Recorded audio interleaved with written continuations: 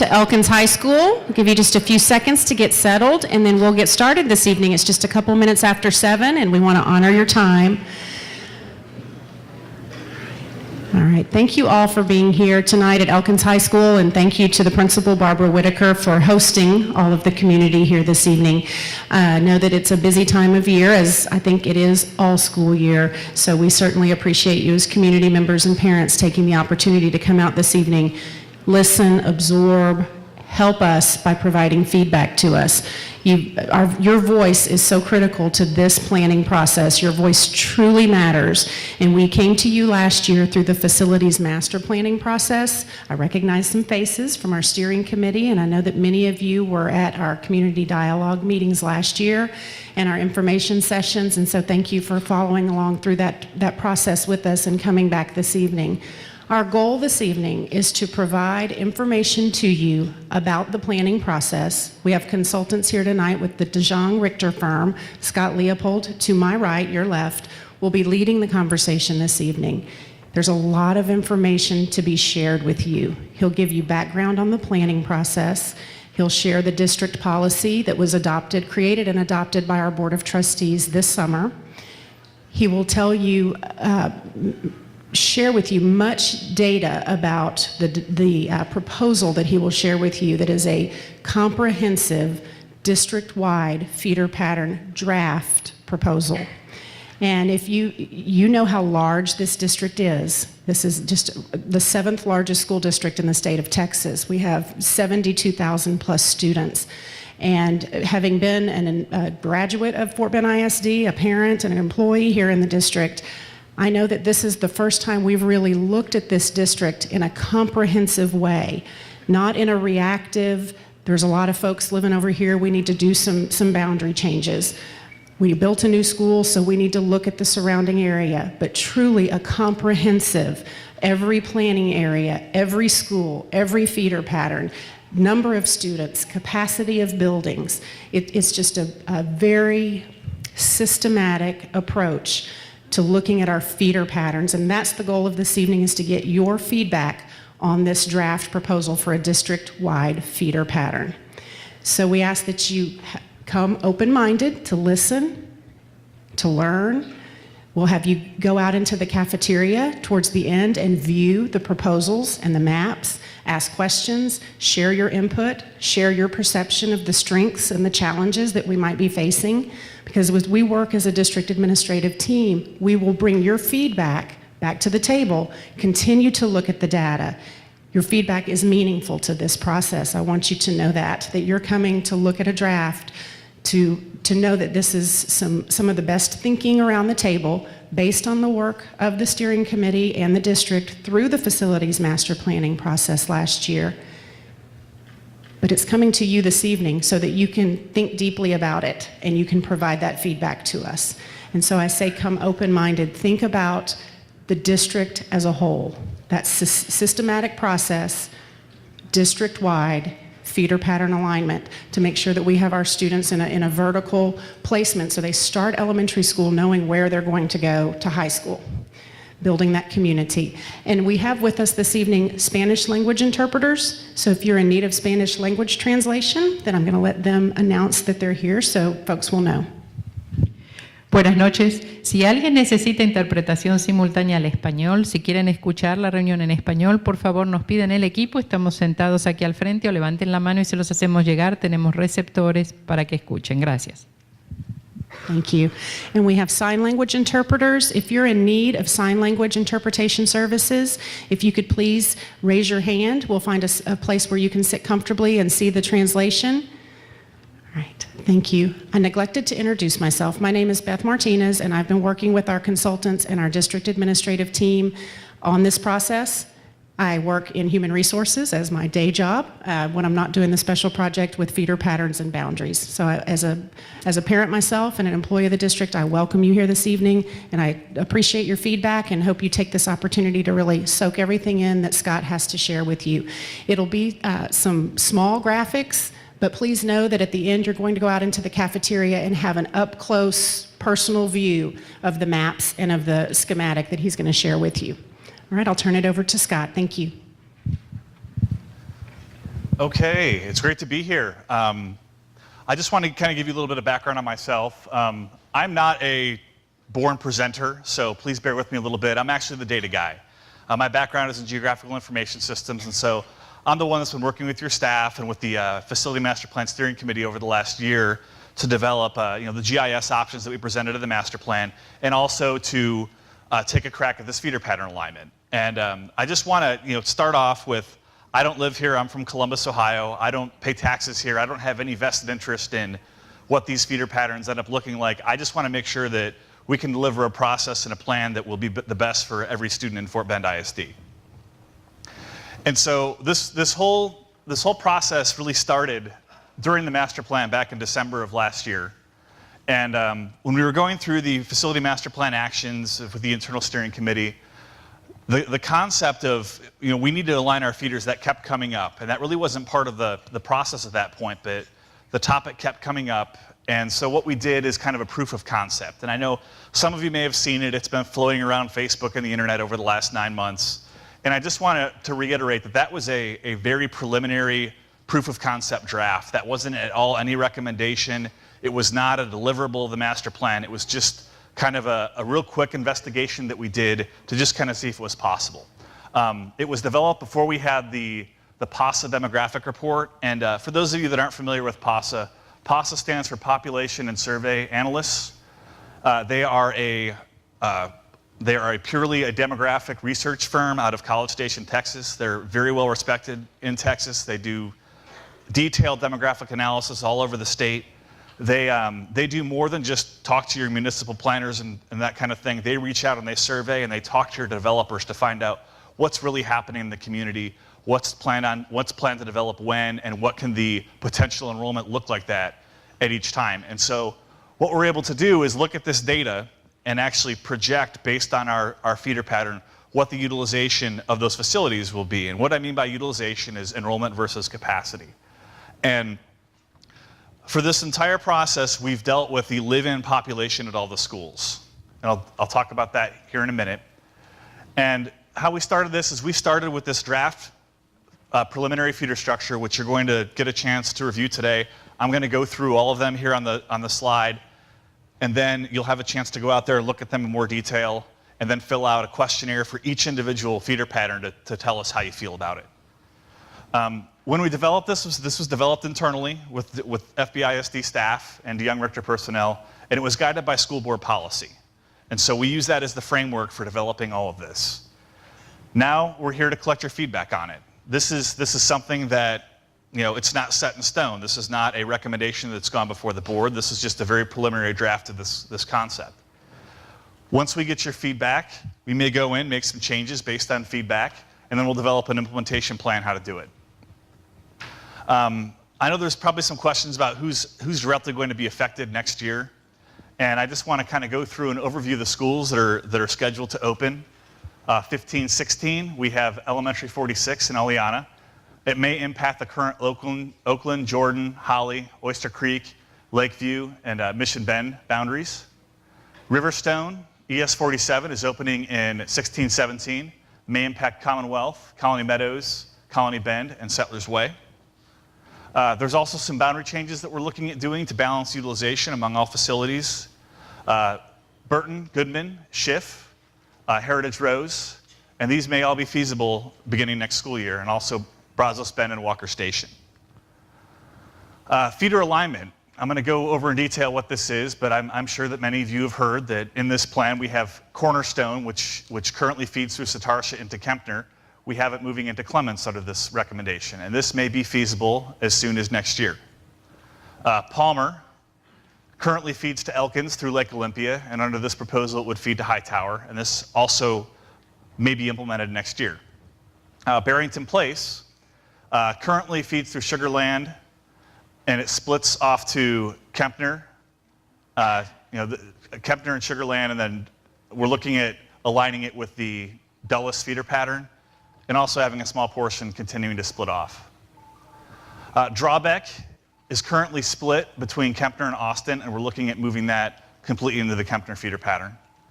First Colony, middle school, is currently feeding Elkins, Clements, Ridgepoint, and Kempner. And changes to that may be feasible in 2017-18 when middle school 15 is slated to open.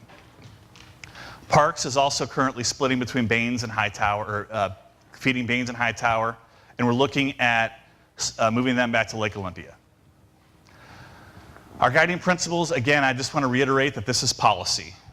I'm going to review policy here in just a minute, but we use that as our baseline for this process. And I know that a lot of you are going to kind of get into the nitty-gritty of this, who's moving where, but at this point, this is a strategic plan. We're looking at that point on the horizon that we're heading towards. Are our feeders aligned in the right direction? We're not tactical yet. We're not talking about specifically which areas, although we do have in our draft proposal, we have maps out there. And we had to do that because we wanted to calculate what the utilization may be at each of these facilities. But know that, again, this is a draft proposal, subject to change, and we're looking for your feedback. And one very important thing is that per this policy set by the board, special program consideration is not an objective. Everything is based on the live-in population, and special program considerations will be put on after the feeders are set by the board. And I want to review the major points of the policy: maintain the neighborhood concept, prevent and eliminate overcrowding, allow for future growth, keep distances traveled by students as short as possible, minimize the need for student transportation, allow campuses to house students safely and provide adequate services to all students. And I want to real quickly just kind of define this term neighborhood, because I think there's some different perceptions of what a neighborhood is. And the board considers a neighborhood to be an area that's around a school. A master plan, a large master plan community is not really considered a neighborhood. That is a collection of neighborhoods. And so I just want to make sure that we're clear about that. I want to go over some terminology now. A feeder pattern, quite simply, is the way in which an elementary school feeds into a middle school and in which a middle school feeds into a high school. This is an example here. This is the current Hightower feeder pattern. The high schools that we're going to see in all these charts are symbolized in purple, middle schools in orange, and elementary schools in green. Currently, there are 3 elementary schools that feed into Burton. They split, all 3 of them, between Lake Olympia and Baines Middle School. And the number that's next to each of these symbols indicates how many schools that splits into at the next level. So you see a Parks here and a Parks here. And we have 95% of Parks feeding through Lake Olympia and then to Hightower, and 5% of Parks feeding through Baines and then to Hightower. And these percentages refer to that specific school. So that's 95% of the Parks population, that's the other 5%. And this 70% refers to Lake Olympia. This 10% refers to Baines. And so these are not going to add up to 100 here, but if you find all the Lake Olympias in the structure, you'll find 100% of Lake Olympia. The other 30% of Lake Olympia is currently in the Elkins feeder pattern, and that's the Palmer attendance area. And so this is a pretty clear way to visually illustrate how these feeder patterns are structured. Now, a boundary change. A boundary change is the act of changing the specific school that an address or student is assigned to. Generally, this happens outside of a transition year. And what I'm showing here is our example of our Hightower feeder pattern. Just like our color scheme here on the charts go, it matches the mapping color scheme. So the high school boundaries are in purple, the middle school boundaries are in orange, and the elementary school points are in green, and then the elementary boundaries are shaded in different pastel colors. And so this represents the current Hightower attendance areas. And you can see, here's the Hightower boundary. This is US 6, Fort Bend Toll Road. Route 6, may not be US, I apologize. This area that is currently east of Farm to Market 521 splits off into Baines Middle School. And so this illustrates this split, where we have these students splitting off between these 2 middle schools. What this shows over here is a boundary change that aligns these feeders. And what we've done is, in this example and in the proposal, we've taken the area out of Goodman and Burton that is east of 521 and moved them south into Heritage Rose. So that aligns them with Heritage Rose, Baines, and Ridge Point, where currently they split between Lake Olympia and Baines. All these students, through a boundary change, would go to Heritage Rose.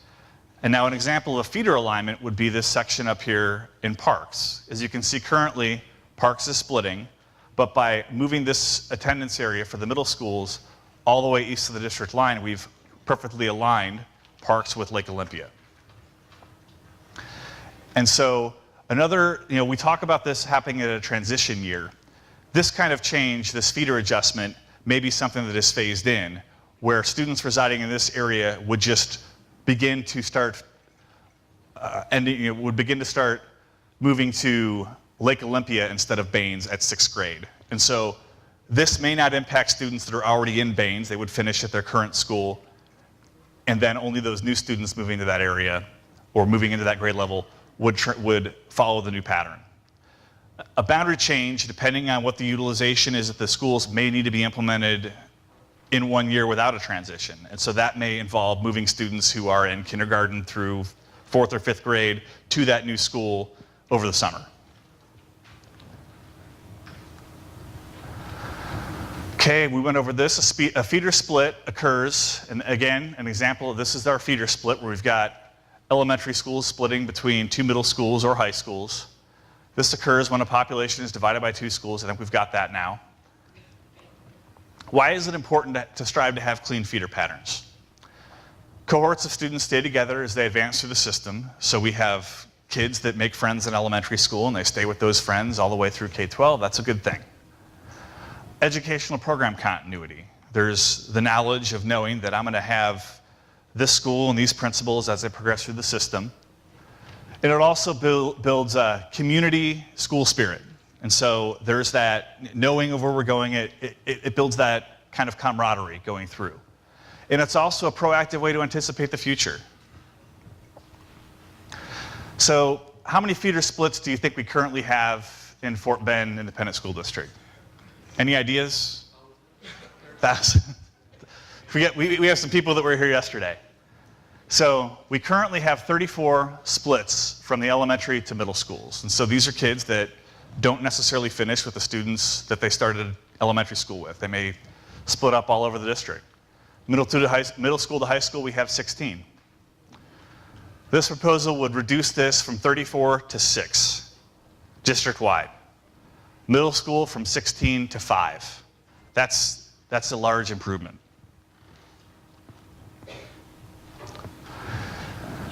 So again, I just want to reiterate that what we're about to see was developed internally. It's based on those demographic reports that we have for each attendance area and each planning unit that we have, and it's subject to change. Depending on how we implement it, it may change what this looks like. We have a demographic updates that's going to be available, I think, this December, and that may change. And we want to listen to your feedback. Your feedback is important. These are your schools, and we really value your feedback on this. I want to just kind of overview just some general demographics. This is FBISD. It's not the state of California. And so the areas in red highlight the areas that have the more growth potential. Everything is growing. There's some areas that are declining, but we know that there's a lot of growth in the northwest portion of the district, the Riverstone area, and Sienna South right here. That's where the majority of the growth is happening. And a lot of our capacity is located in kind of the core of the district. And so through this scenario, what we're doing is we're trying to pull some of these students from the crowded areas, and this is to anticipate future growth. We want to try to pull students kind of into the center where we have more capacity. And so you're going to see that theme, and that's really what we're doing. We're trying to follow policy and make sure that we're making room for future growth. So I'm going to start going through these now. This is the Travis feeder pattern. This is the current. We're using these blue headers for everything that's current, and the red headers for the proposed.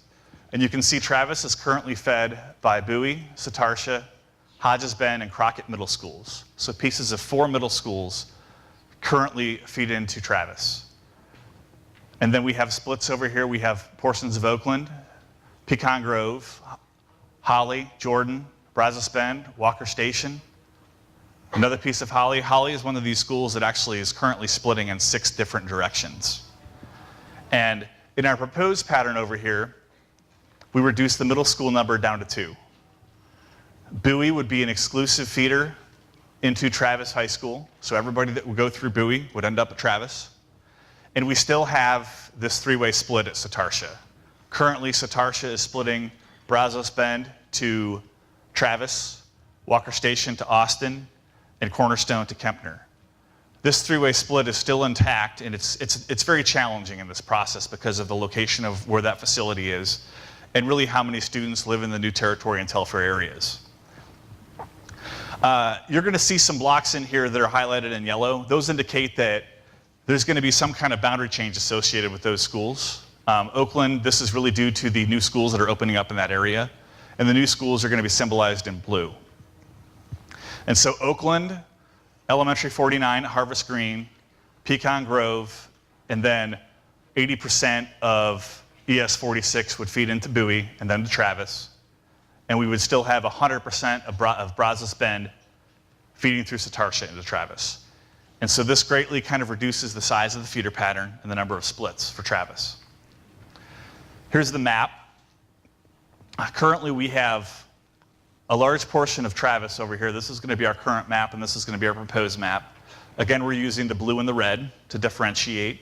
All the new schools that are coming online are shaded in those blue hues, and the existing schools that are elementary are in the various pastel colors.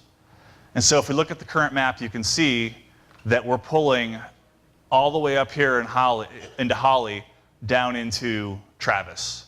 What we've done in this proposal is we've kind of compacted that Travis boundary to make room for all this anticipated growth that we have in this area. And so that's part of that theme where we're trying to make sure that we plan for that future growth and kind of unload these schools a little bit to anticipate that. And so you can see we've got, over here we have these lines. You can see the purple lines by themselves, and over here everything is nice and neat, and the middle schools feed nicely into the high schools. And I just want to quickly go over Elementary 46. This is the Aliana area, and we know that there's a ton of growth out here projected. This is one of those schools that will continue to split because we have this split in here at Airport Road. Area in Aliana that's south of Airport would feed through Garcia and then to Austin, and north of Airport would feed into Bowie and Travis.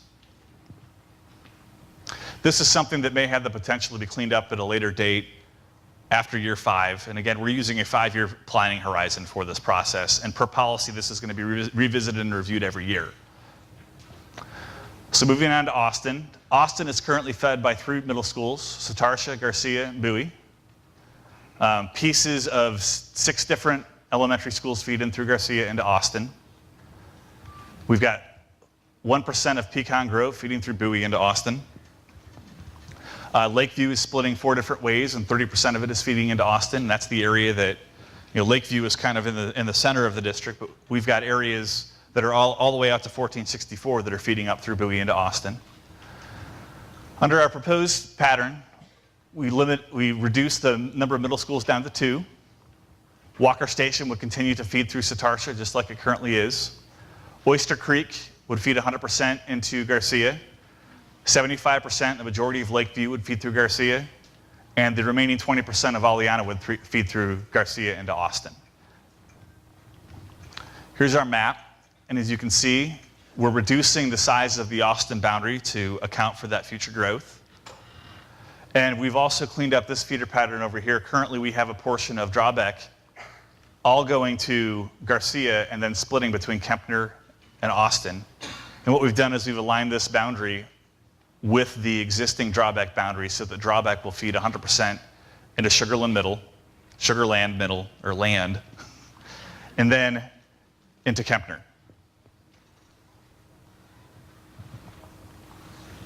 Okay, for Bush is currently fed by Crockett, Hodges Bend, Garcia.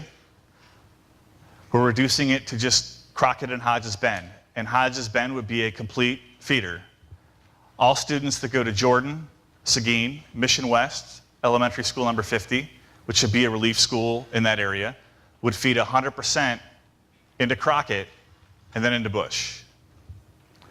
Hodges Bend, Holly, Mission Bend, and Mission Glen, these schools would feed through Hodges Bend Middle School, and then 80% of them would end up in Bush. One other school that would go through Hodges Bend that we'll look at on the Kempner feeder pattern is Fleming.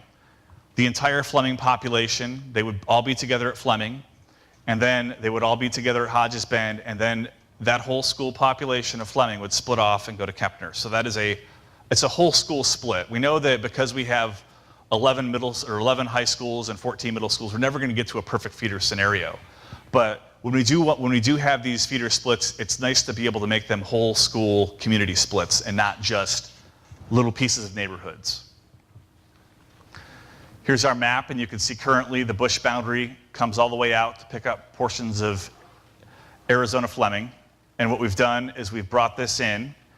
We've brought this Holly area, which was previously splitting 6 different ways, aligned it so that it is a perfect feeder, no splits, through Hodges Bend and into Bush.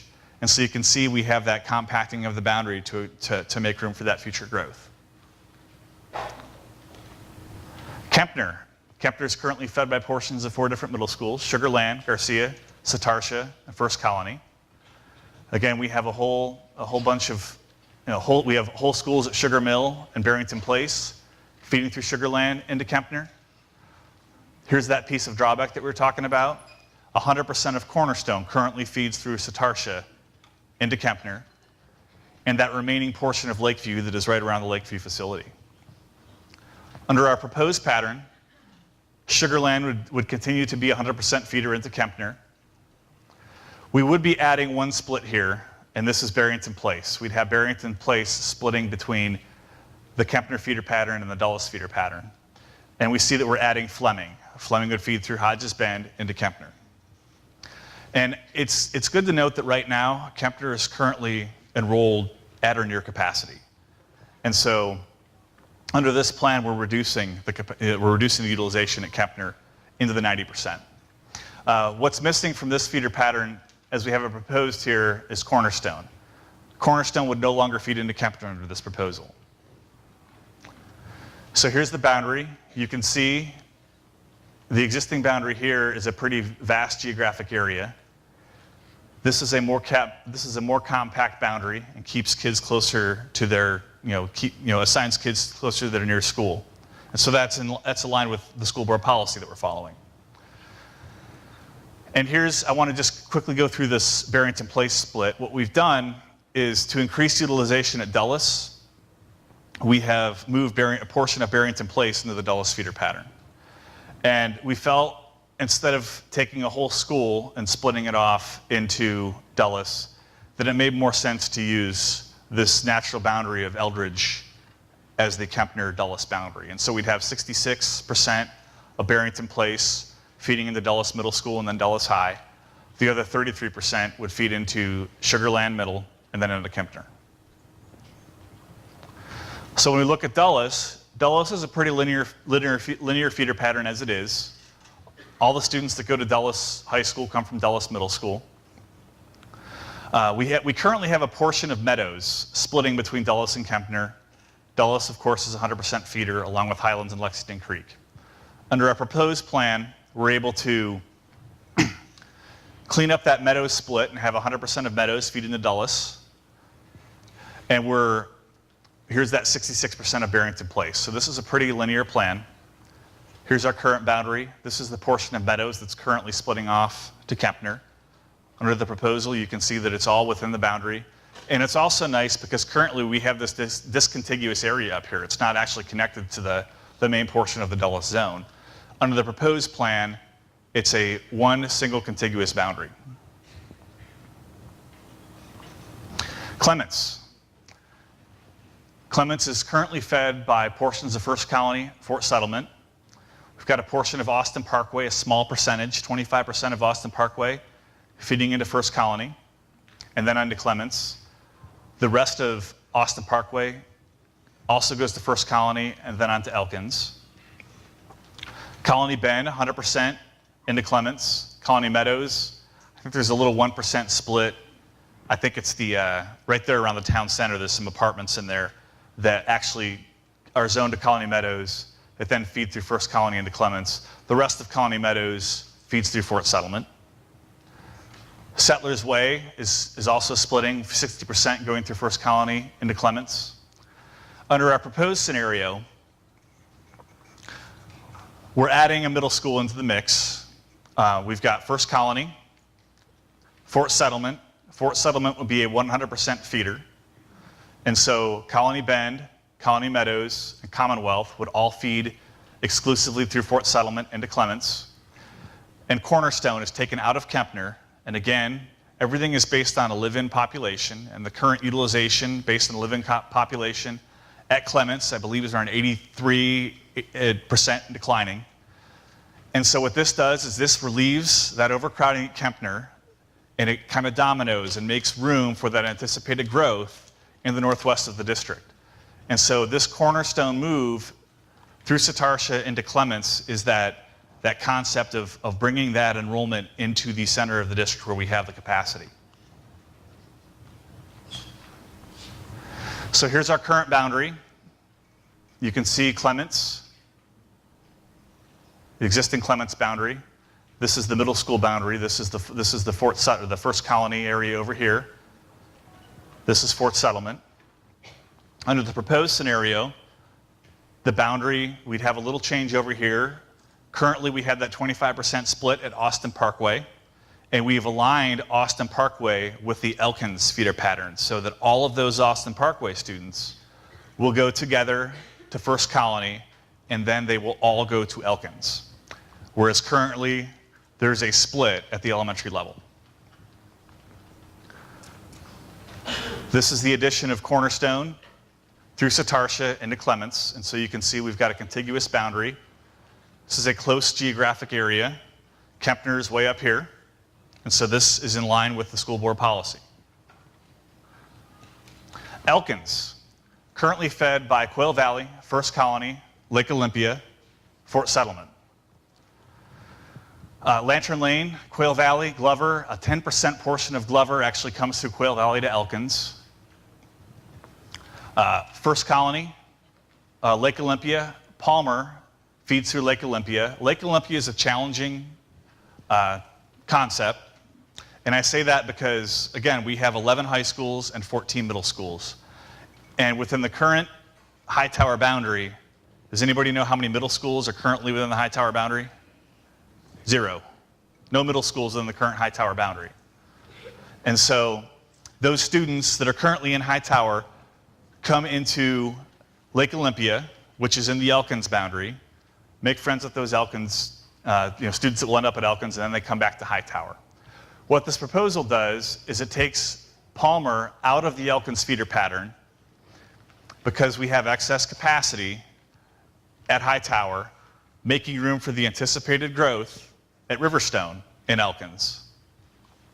And it aligns that feeder pattern with Hightower. So we're giving Hightower a natural middle school at that point.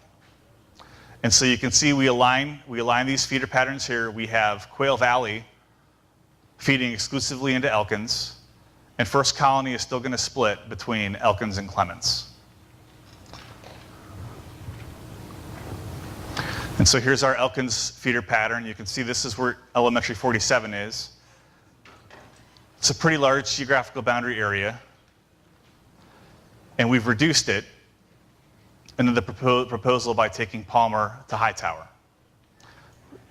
It should be noted that Lake, a lot of you are probably thinking that, well, Lake Olympia is right here, Hightower is right here.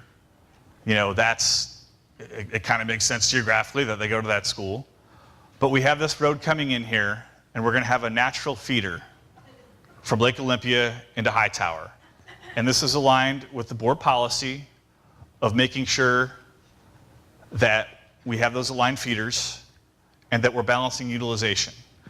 And we're anticipating that future growth in Riverstone. And so this reduces the projected utilization at Elkins by better utilizing Hightower. Now, real quick before we move on, we have an alternate scenario that was kind of based on board feedback that we had at the school board meeting a feels like 2 weeks ago, but I think it was just last week. What this is what we've looked at here is, in our original proposal, we had Fort Settlement as an exclusive feeder into Clements, and what this scenario does is it maintains the middle school boundaries kind of as they are, with the current Commonwealth area, which is Riverstone, feeding into Fort Settlement and then going to Elkins. It adds another split by having Fort Settlement split between Clements and Elkins.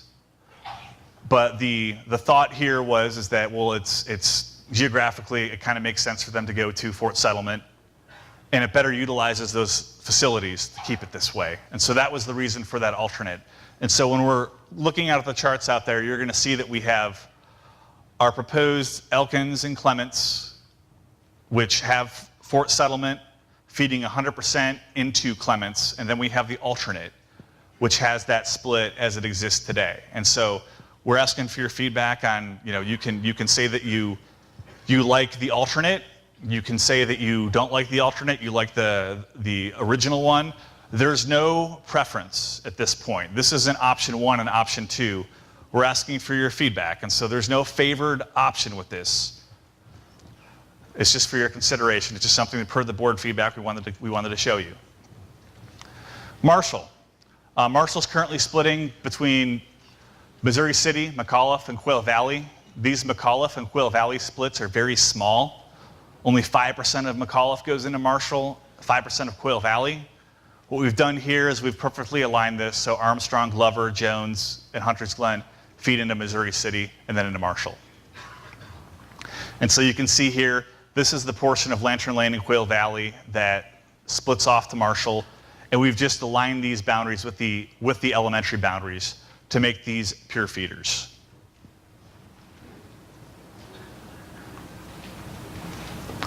Willow Ridge is kind of the same scenario where we have 95% of McAuliffe and 20% of Missouri City. And what we've done here is we've aligned this 100%. Briargate, Ridgegate, Blue Ridge, and Ridgemont will feed 100% up into McAuliffe and then into Willow Ridge. And so here's that map where you can see we currently have these splits up here. This just cleans that up and makes it a nice clean pattern. Hightower. We went over Hightower as an example.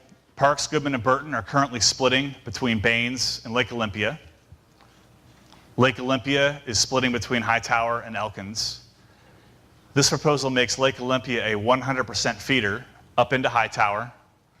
Parks, Goodman, Burton, and Palmer would all feed 100% into Lake Olympia and then into Hightower. The only change for Palmer is that it would go to Hightower and not Elkins. Okay, let me get through these. We'll have plenty of time to share our opinion out with the boards. So here's the boundary. And you can see, here's the existing Hightower boundary. Does not have a natural middle school within it. So these students currently go to Parks, Goodman, and Burton, and then up to Lake Olympia, join the Palmer cohort, and then they come back to Hightower, whereas the Palmer splits off to Elkins. This new plan does is it gives Lake Olympia, or it gives Hightower that natural middle school at Lake Olympia, keeps that cohort together from Lake Olympia, and then into high school at Hightower. And we're also relieving the overcrowding at Goodman and Burton by moving this area that is east of 521 south into Heritage Road into the Ridge Point feeder pattern. Okay, Ridge Point. Currently, Ridge Point has one natural middle school, and we have a pretty good portion of Schiff. 70% of Schiff actually feeds all the way up into First Colony and then comes back to Ridge Point for high school. In our proposal here, we've added Middle School 15, which is scheduled to open in fall of 2017. And Baines and Ridge Point would feed 100%, or I'm sorry, Baines and Middle School 15 would feed 100% into Ridge Point. Schiff, Sienna Crossing, and a small portion of Heritage Rose would feed into Baines. The The remainder of Heritage Rose, Scanlon Oaks, and Elementary 48, Sienna South, would feed in through Middle School 15. So you can see here, here's the current boundary. This is our Schiff area. This area of Schiff, this is the Fort Bend Toll Road, is currently splitting off past Lake Olympia into First Colony. This proposal would give them that, they would put them into the Baines feeder pattern, keep all the students together as they vertically went through the system. And in order to ease some of the overcrowding at Schiff, we've taken some of the areas that are off of off of 6, south to Heritage Rose, to relieve that overcrowding at Schiff. And that will better utilize Heritage Rose because it is a large school. And this split is in here for the time being, but we know that since there's so much growth in here, at some point, the hope is after this 5 years is up, we can find possibly another school site in this area to relieve Schiff further and clean up that Heritage Rose feeder pattern. All right, I want to just kind of just go through some frequently asked questions that you guys may have. What was used as the basis for these proposals? We stuck to policy as much as we could. We wanted to align the feeders while honoring the school board policy. Which boundaries are going to change and when? The implementation plan is something that is ongoing. We know that next year we've got ES 46 opening at Oakland. And so this year we're looking at scenarios that involve those schools. I'm sorry, not at Oakland, but at Aliana. Oakland is one of the schools. We're also looking at the boundaries for 47, Commonwealth, Colony Meadows, Colony Bend, Settlers Way. And we're also looking at balancing some utilization at Schiff, Heritage Rose, Goodman, Burton, Brazos Bend, and Walker Station. Those other feeder alignments, like the Cornerstone and the Palmer, those could begin as soon as next year. And those are some things that would, in the implementation plan we're looking at those phasing in. We would want students that are currently residing in those areas already at Elkins to finish at Elkins. But if a student is in the 8th grade this year at Lake Olympia in that area, they may go to Hightower next year, should this be implemented. That'll be determined in this process, but as we're going through this, we want to consider the needs of the kids first. And again, I think I went over this. How will implementation impact current rising 5th and 8th graders? This is something that we're thinking about. We're cognizant. We don't want to move somebody just to move them. We want to make sure that we're honoring that continuity and letting those kids finish at their current school. Okay, I think when you came in, you had this white sheet, and what that white questionnaire is, that's an implementation questionnaire. And there's a question on there, it's kind of the double move scenario, and the example that we call out is Oakland. We know that Oakland is currently overutilized and projected to continue to be. And there's the possibility that students may move into one school, and then once another school comes online 2 years later, they may have to move again.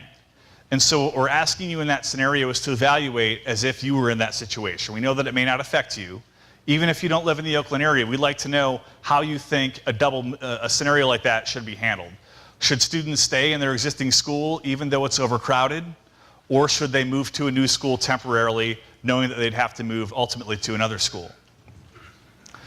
What we'd like to do now is, if we can get into the cafeteria, fill that questionnaire out, and then we're going to have, I'm sorry, you haven't,